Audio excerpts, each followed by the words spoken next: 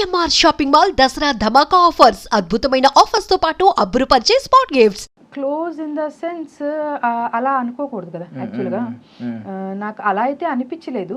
But నేను చూసిన perspective ఏంటంటే, అంటే నేను ఫస్ట్లో ఎపిసోడ్స్ ఆ రోజు ఫస్ట్ అందరి ఇంట్లోకి వచ్చినప్పుడు ఈయన వెళ్ళి వాటర్ ఏదో బర్నీ గారికి వాటర్ ఇచ్చే ప్రాసెస్లో బర్నీ గారు ఇమాన్యుయల్ అండ్ ఈయన నుంచున్నారు, హరీష్ గారు వీళ్ళందరూ నుంచున్నారు అక్కడ. వాటర్ ఇస్తే మంచి సాంప్రదాయాలు అంటే ఒక మీమ్ లాగా ఏదో ఉంటుంది కదా. సో అలా ఒకటి మాట నాకు హరీష్ గారి నుంచి అనిపించింది. Okay, they are trying to make some bond అనేసి అనిపించింది. అలాగే పక్కన నుంచి Emmanuel and Sreeja were talking like, Emmanuel నేను చూసానబ్బా మీ గేమ్ అగ్ని పరీక్షలో, సో యా నేను అవును మీరిద్దరు కొంచెం స్ట్రాంగ్ అనిపించారు, సో మనం కూడా ఇంట్లో కూడా మనం ఇట్లానే చేద్దాము, కొంచెం నేను కూడా ఇట్లా జోక్స్ చేస్తాను, నువ్వు కొంచెం చూసి చూడనట్టు నువ్వు అట్లా ఉండు or something. Not exact conversation but kind of ఇట్లాంటి కాన్వర్జేషన్ జరిగింది. అంటే హీఈస్ ప్రిపేర్డ్, ఆల్రెడీ మైండ్లో ప్రిపేర్ అయ్యే వచ్చారు. అది తన గేమ్ స్ట్రాటజీ. దాని అంటే ఇప్పుడు నేను అనేది ఏంటంటే, ఇప్పుడు క్లోజ్ అవ్వకపోయి ఉంటే అదే రెడ్ ఫ్లవర్ డైలాగ్ వాడేవారు కాదు, ఖచ్చితంగా వేసేవారు కాదు. వాళ్ళు ఇంటెన్షన్ వచ్చినా కూడా, వాళ్ళు అనుకుంటున్నారని తెలిసినా కూడా చెప్పేవారు కాదు. వేరే పర్సన్ అయితే ఖచ్చితంగా చెప్పేవారు కాదు. ఈయన క్లోజ్ కాబట్టి, చనువు ఉంది కాబట్టి అంత క్లోజ్ అవ్వలేదు అనేసి నేను అనుకుంటున్నాను. నేను చూసిన పాయింట్ ఏంటంటే, నేను 24/7 ఎక్కువ చూసాను. నార్మల్ ఎపిసోడ్ కన్నా కూడా ఇదే ఎక్కువ చూసాను నేను. కంటిన్యూస్ అంటే కంటిన్యూటీ ఉంటుంది కదా, ఏది ఎక్కడి నుంచి ఎందుకు వచ్చింది అనేది. అసలు యాక్చువల్ 24/7 చూసేయటమే కరెక్ట్ యాక్చువల్గా మనం చెప్పాలనుకుంటే కాదు. అయితే నేను అంత క్లోజ్ అవ్వలేదు, అయినా కూడా ఎవ్రీవేర్ ఆ డెకోరం అయితే మెయింటైన్ చేశారు అని చెప్పి. ఆ రెడ్ ఫ్లవర్ ఎందుకంటే ఆయన స్లాంగ్ చూస్తే మీకు అర్థమైపోతుంది, ద వే హీ కమ్యూనికేటెడ్. ఆహా, ఈ రెడ్ ఫ్లవర్ అని కూడా మాట్లాడుకున్నారు ఇందాక అని చెప్పేసి అన్నారు. సో ఈ లోపల Priya was raising her hand అనమాట. ప్రియా హ్యాండ్ రేస్ చేస్తుంది. ఓకే, సో మరి వాళ్ళు ఎట్లా మాట్లాడుకున్నారా, ఈ రెడ్ ఫ్లవర్ ఇమాన్యుయల్ గారికి ఇద్దామని చెప్పి మాట్లాడుకున్నారో మరి ఏం జరిగిందో ఐ డోంట్ నో. అది నాకు లైవ్ లో కూడా క్లారిటీ లేదు కాబట్టి నేను అసలు ఏం మాట్లాడలేదు. బట్ హిస్ ఇంటెంట్ చెప్తున్నాను, హరీష్ గారు ఇంటెంట్. ఎందుకంటే ఇంటెంటే కాదు, జనరలీ బై స్వతహా నేచర్ కూడా ఆయన ఎప్పుడు కూడా ఎవరిని కూడా అంటే ఎంత తక్కువ వాళ్ళైనా సరే, ఎంత పెద్దవాళ్ళైనా సరే, పొరపాటున నోరు తోలటం అనేది అసలు ఆయన దగ్గర నుంచి మోస్ట్లీ ఉండదు. నిన్న ఎపిసోడ్ లో మొత్తం సోఫాలు అలా పడుకుని అలా ఉన్నారు. అంటే బేసికల్లీ అనే మాటలు మన ఊర్లలో, అరే పుల్లాంటి మనిషిరా ఏంట్రా అలా అయిపోయాడు అంటూ ఉంటారు. డామినేటింగ్ స్వభావం ఉన్న వ్యక్తి ఒకసారి అలా డీలా పడిపోయి ఉంటాయి. మీకు ఏమన్నా అనిపించిందా, దగ్గర ఉంటే బాగుండేది, ఒకసారి హగ్ చేసుకుంటే, ఒక్క పర్సన్ వెళ్ళి హగ్ చేసుకున్నా బయటకు రాగలడు, నేనున్నా బాగుండేది, ఇలాగేమన్నా అనిపించింది? అక్కడే డిఫరెన్స్ కూడా తెలిసిపోయింది. తనుజ గారు వచ్చి మాట్లాడారు. నేను ఈ ఇన్సిడెంట్ జరిగిన, ఆయన అలానే పిలుస్తారు యాక్చువల్గా. ఇప్పుడు మేము షాపింగ్ మాల్స్ కి సెంటర్స్ కి వెళ్తామా, అమ్మ దీని రేట్ ఎంత అని చెప్పి. ఈవెన్ ఆయనకన్నా చాలా చిన్న పిల్లలైనా సరే నాన్న అనుకో, అబ్బాయిలు అయితే నాన్న అని అంటారు, అమ్మాయిలు అయితే అమ్మ అనే సంబోధిస్తారు ఆయన యాక్చువల్గా. అమ్మ దీని రేట్ ఎంత అని చెప్పి ఇట్లా అడగటం కానీ ఏదైనా కానీ చాలా డెకోరం మెయింటైన్ చేస్తారు అసలు యాక్చువల్గా.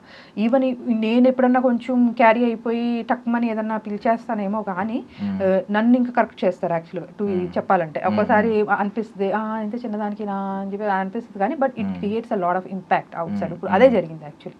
మనం అనుకుంటాం కానీ చిన్న చిన్న విషయాలే కదా అని చెప్పేసి మనం అనుకుంటాం, బట్ లేటర్ ఆన్ అవి ఎట్లా ఇంపాక్ట్ క్రియేట్ చేస్తాయి అనేది దానికోసం ఈయన అవ్వాలి. సో ఇప్పుడు అదే ఇంట్లో ఉన్నారు, అట్లా సోఫాలో ఉన్నారు. సో ఆ 14 మందిలో ఇప్పుడు ఎవరు కూడా పోనీ ఒక 2-3 చేతులు ఎత్తినా కూడా ఒకళ్ళు వచ్చి లేదు మేము టైం తీసుకుని ఆయనతో మాట్లాడి మనం క్లారిఫై చేసుకుంటాను నాగార్జున గారు, నేనైతే అంతగా నమ్మట్లేదు. ఎందుకంటే ఆల్రెడీ ఒక 6 days జర్నీ చూశారు కదా.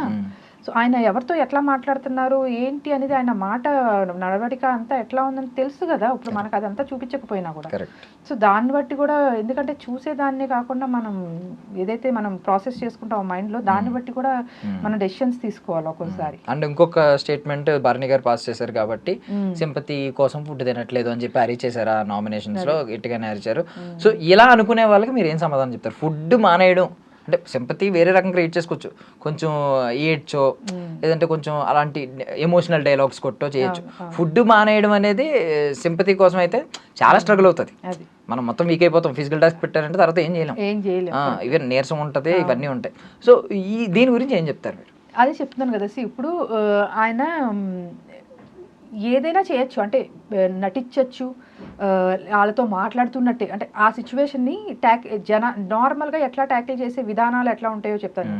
జనరల్గా అయితే ఇప్పుడు ఎవరికో వచ్చింది ఆ ఇంట్లో అట్లా అలాంటి సిచ్యువేషన్, అందరూ ఎవరు నమ్మలేదు, ఒక రకమైన క్యారెక్టర్ అసాసినేషన్ జరిగింది. వీళ్ళు ఏం చేస్తారంటే వెళ్ళి మాట్లాడచ్చు, లేదు భయ్యా లేదు నువ్వు చేసావు నిజంగానే చేసావు అని చెప్పేసి ఏలు ముద్ర వేసినా కూడా వెళ్ళి అడిగి లేదు భయ్యా నేను అట్లా నేను ఆ ఉద్దేశంతో అనలేదు అని చెప్పేసి అని చేయొచ్చు. కానీ he's not that kind of personality. ఏం చెప్తున్నాను, ఏదన్నా ఉంటే ఫేస్ మీద కట్టే తిట్ట కొట్టేలాగా అడిగేసేయాలి. ఓకే, దీనికి రిలేటెడ్ ఇంకొకటి కూడా ఉంది, అది క్వశ్చన్ నేనే చెప్తా, ఆన్సర్ కూడా నేనే చెప్తా దానికి. సో ఇప్పుడు ఏంటంటే వాళ్ళందరూ అట్లా తీసుకున్న స్టాండ్ ఆయనకి నచ్చలేదు. First thing, wrong allegation, character assassination అయిపోతుంది అక్కడ. ఐదర్ అది రాముయే కానీ ఈవెన్ సుమన్ శెట్టియే కానీ అసలు ఎవరు కూడా ఆలోచించి తీసుకోలేదు. అందుకే అలాంటి మనుషుల మధ్యలో నాకు ఉండాలని లేదు అనేసి అంత ఇది అయిపోవడానికి. ఇప్పుడు నేను వీళ్ళకి వెళ్ళి నేను సంజాయిషి చెప్పుకోవాలా అనేసి కాదు కదా, నన్ను చూశారు వీళ్ళు 6 రోజులో 5 రోజులో ఎట్లా మాట్లాడుకుంటున్నావు, నేనేంటి, నేను ఇమాన్యుయల్ ఫుడ్ తినకపోతే తన కోసం తీసుకున్న స్టాండ్ కానీ ఏదైనా నాకు తొలిచివేసిన ఆ విషయాలు కానీ, నేను వీళ్ళ గురించి నేను ఇట్లా ఫీల్ అయ్యాను కదా, నా గురించి వీళ్ళు ఇట్లా ఫీల్ అవుతున్నారు ఏంటి. ఎందుకంటే ఇమాన్యుయల్ గురించి ఫుడ్ తినకపోతే మా మనిషి ప్లేట్లో పెట్టుకుని నిజంగా తినంటే ఎంత బాధ అనిపిస్తుంది ఎవరికైనా సరే. ప్లేట్ అక్కడ పెట్టేసి వెళ్ళిపోమన్నది ఓకే, అది బిగ్ బాస్ టాస్క్ కోసం చేసి ఉండొచ్చు, కానీ ఆ మనిషి అలా ఒంగుని ఊడుస్తూ ఎంత చేశారు అసలు. సో ఆబ్వియస్లీ అక్కడ ఎవరైనా సరే కరిగిపోతారు. సో అక్కడ ఉన్న ఆయన ఇమోషన్ చూపించారు. సో ఆబ్వియస్లీ ఈయన్ని జడ్జి చేసినప్పుడు అదే కోపం వ్యక్తిచ్చారు, ప్రేమ చూపించాల్సినప్పుడు ప్రేమ అదే. మీరు అంటే ఆయన వదిలేయండి, అట్లీస్ట్ మీరు కూడా స్టిల్ అదే సాఫ్ట్ కార్నర్ ఉందా ఎమ్మాన్యుయల్ పట్ల స్టిల్? అంటే ఇప్పుడు ప్లేట్ లాగేసుకున్నారని పాపం ఆయన బాధపడ్డారు.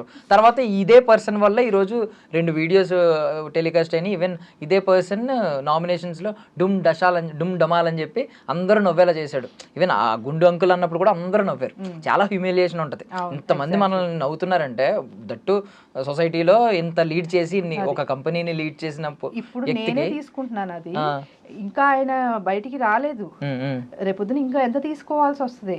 ఏమీ లేకపోతే వెల్ అండ్ గుడ్, మంచి నోట్లు బయటకు వస్తే వెల్ అండ్ గుడ్, అది ఇంకా ఒక వరమే అనుకోవాలి మాకు. లేదు అది కాకుండా ఇంకా రేపొద్దున పబ్లిక్ లో ప్రతి చోట తిరగాలి ఆయన క్లయింట్స్ తో మాట్లాడాలి, ఆయన అంతా ఇంకా చాలా ఆయన ఫర్దర్ లైఫ్ ముందుకు తీసుకెళ్ళాలి. ఇప్పుడు దాంట్లో ఎట్లా ఉంటది అనేది మేము ఏం చెప్పలేము. ఇప్పుడు ఈ వర్డ్ రేపొద్దున ఎట్లా బయటకు వస్తుంది బట్ తెలియకుండానే ఈ వర్డ్ ఇంపాక్ట్ అయితే ఆల్రెడీ స్టార్ట్ అయింది.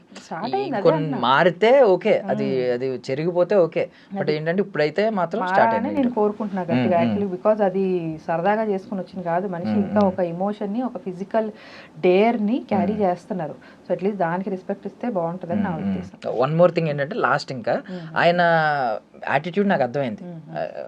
ఎవరి ముందు తగ్గలేదు, ప్యానల్ జడ్జెస్ దగ్గర తగ్గలేదు, హౌస్ మేట్స్ దగ్గర తగ్గలేదు, నాగార్జున గారి దగ్గర తగ్గలేదు, ఆయన స్టాండ్ అలాగే తీసుకున్నారు. బట్ త్రివిక్రమ్ గారితో ఒక డైలాగ్ ఉంటుంది, కొన్నిసార్లు పట్టుకోవడం కంటే వదిలేయడం బెస్ట్ అని. ఇప్పుడు ఒకవేళ అంత నాగార్జున గారు వీడియో ప్లే చేయడానికి రీజన్ ఏంటంటే ఎక్కువ ఆర్గ్యుమెంట్ జరిగింది, కొంచెం ఈయన స్టాండ్ తీసుకున్నారు. వెంటనే okay sir, sorry sir, next time repeat అవుతుందని కూర్చుని పోతే అక్కడ వీడియోస్ ఉండవు, ఏమీ ఉండవు, ఏది ఉండదు. మీరు స్టిల్ అలా ఫీల్ అవుతున్నారు. ఒకవేళ మీరే ఆ పొజిషన్లో ఉంటే మీరు కూడా అలాగే స్టాండ్ తీసుకునేవారా? లేదు ఎందుకు వచ్చింది ఓకే అని చెప్పి తల ఊపి కూర్చుని పోతే అక్కడ ఎండ్ అయిపోద్ది కదా. తలూపి కూర్చుని పోవడం అంటే యాక్చువల్లీ అగ్ని పరీక్షలో మీరు చూస్తుంటే ఒక ప్రోమోలోనే వచ్చింది, if you don't want to give me a chance that's fine, but don't judge my character. So ఇక్కడ క్యారెక్టర్ అసాసినేషన్ అనేది ఏదైతే జరుగుతుందో, సో ఆ మనిషికి ఆయన క్యారెక్టర్ ఎంత ఇంపార్టెంట్. ఆయన ఎవరినైనా సరే ఇప్పుడు తల ఆడిచ్చేసి కూర్చోవటం అనేది ఓకే, నేను అగ్రీ చేస్తా. సో ఇప్పుడు ఆ మనిషి నేచర్ ఇప్పుడు ఇక్కడ దాకా వచ్చారని అంటే so there should be something కదా ఆయనలో. ఎవరినైనా ప్రశ్నిస్తారు, ప్రశ్నించడం ఎప్పుడు తప్పు కాదు, అది మనకి రాజ్యాంగంలో ఉంది, ప్రశ్నించాలి. అది నువ్వు నీ డెకోరం మెయింటైన్ చేస్తూ ప్రశ్నిస్తావా, లేకపోతే నీ కోసం నువ్వు స్టాండ్ తీసుకుంటావా?